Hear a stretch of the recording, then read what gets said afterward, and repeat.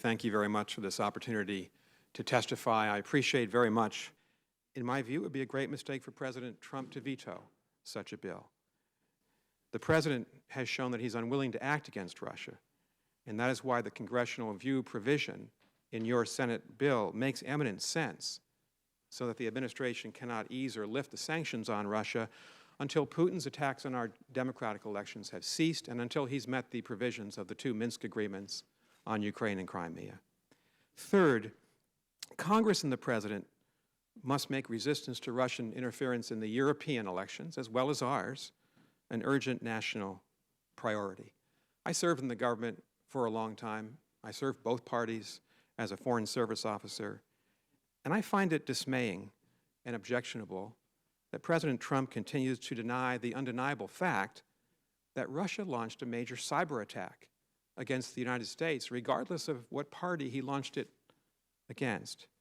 He's done the same thing in Europe very systematically, and yet in response to that, President Trump has refused to launch an investigation of his own. He's not made this an issue in our relationship with the Russians. He's taken no steps, at least that I'm aware of, with the Congress and state and local governments to strengthen our voting systems from future Russian hacking of our midterm elections in 2018 and of the next presidential election in 2020. There's no indication he's asked his senior cabinet officials to develop a plan to protect the United States and to deter the Russians. And his failure to act, and I'm a former U.S. ambassador to NATO, I was President George W. Bush's ambassador, we have a political responsibility in NATO to protect each other, not just from armed conventional attacks, but from cyber attacks as well. That's a clear failure. I've worked for both parties. It's inconceivable to me that any of President Trump's predecessors would deny the gravity of such an open attack on our democratic system. I don't believe any previous American president would argue that your own hearings in the Senate are a waste of time, or in the words of President Trump, a witch hunt. They're not. You're doing your duty that the people elected you to do. It is his duty, President Trump's, to be skeptical of Russia.